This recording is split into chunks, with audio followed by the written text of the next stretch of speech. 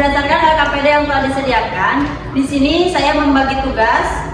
Adapun untuk saya sendiri, saya akan menjelaskan tentang hubungan rumus antara jarak, kecepatan, dan waktu. Adapun untuk rumus-rumusnya, di sini untuk rumus jarak adalah kecepatan dikali waktu, biasanya disimbolkan dengan kata-kata meter atau kilometer.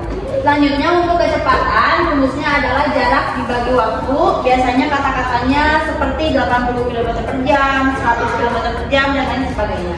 Kemudian untuk rumus waktu itu jarak dibagi kecepatan. Contohnya bisa dengan waktu jam, menit, ataupun detik. Nah, untuk selanjutnya, untuk soal kegiatan 1, ayo cari tahu perjalananmu akan dijelaskan oleh Safa. Untuk bagian C kegiatan 1, ayo cari tahu perjalananmu. Tanyakan kepada orang tuamu atau ingat-ingat kembali perjalananmu ke sekolah setiap hari. Lalu lengkapi isian berikut. 1. Saya pergi ke sekolah dengan menggunakan transportasi motor. 2. Biasanya saya berangkat dari rumah pukul 6:10. 3. Saya tiba di gerbang sekolah pukul 6:15 waktu Indonesia Barat. 4. Jadi, total lama perjalanan saya dari rumah ke sekolah adalah 5 menit. Selanjutnya akan dijelaskan oleh Dipa. Sekian dari saya, wassalamualaikum warahmatullahi wabarakatuh. Salam literasi, dadah. Untuk bagian D kegiatan 2, mari berlatih menghitung. Selesaikan soal cerita berikut ini secara mandiri dan teliti. Tuliskan rumus dan cara pengerjaannya. Soal 1, menghitung waktu perjalanan Andi. Rumah Andi berjarak 2 km dari sekolah. Setiap pagi, Andi diantar ayahnya menggunakan sepeda motor dengan kecepatan rata-rata 1 km setiap menit. Pertanyaannya, berapa menit waktu yang dibutuhkan Andi untuk sampai ke sekolah? Diketahui jarak 2 km, kecepatan 1 km per 3 menit. Ditanyakan rumus waktu jarak dibagi kecepatan. Waktu 2 bagi 1/3.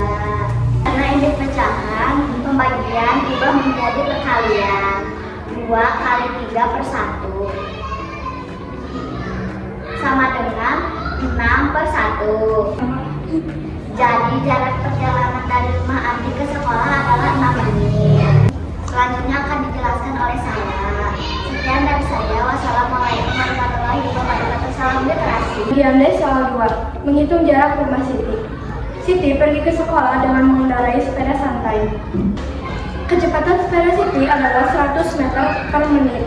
Siti memerlukan waktu selama 15 menit untuk tiba di sekolah.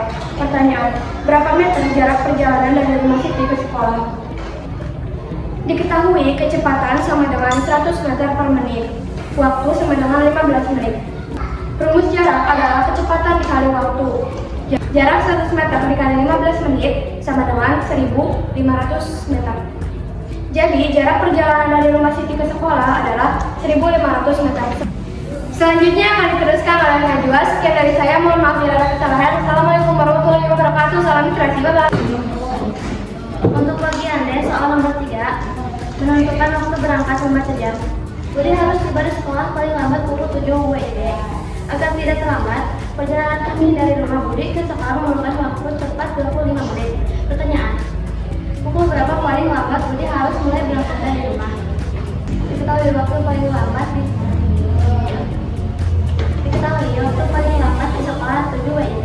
Ditanyakan pukul berapa Budi harus berangkat. Jam 7 dikurang 25 menit sama dengan 6:35. Jadi paling lambat Budi harus berangkat pukul 6:35 WIB. Selanjutnya akan dijelaskan oleh jarak. Sekian dari saya. Wassalamualaikum warahmatullahi wabarakatuh. Salam kasih.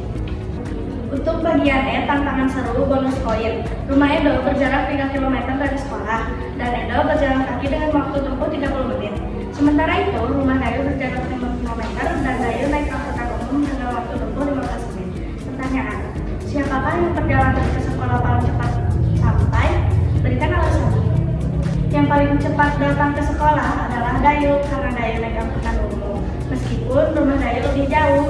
Sekian dari saya. Wassalamualaikum warahmatullahi wabarakatuh. Salam literasi, dadah. Saya akan mereview majalah Nalar pada sastra dan budaya. Pertulangan Cicalakan karya Ihsan Harahdi S. SPDGS SD Negeri Kamojang. Cerita yang berjudul Petualangan Si Calakan mengangkat kisah inspiratif tentang Arfa, seorang anak dari kampung yang sederhana dan sering diejek karena membantu orang tuanya bekerja di toko kain. Berkat ketekunan, kerja keras, dan kecerdasannya, Arfa berhasil mengubah ejekan menjadi motivasi hingga meraih berbagai prestasi. Setelah dewasa, ia menjadi guru yang kreatif dan inovatif, mampu mengajar dengan pendekatan yang menyenangkan, serta menginspirasi murid-muridnya.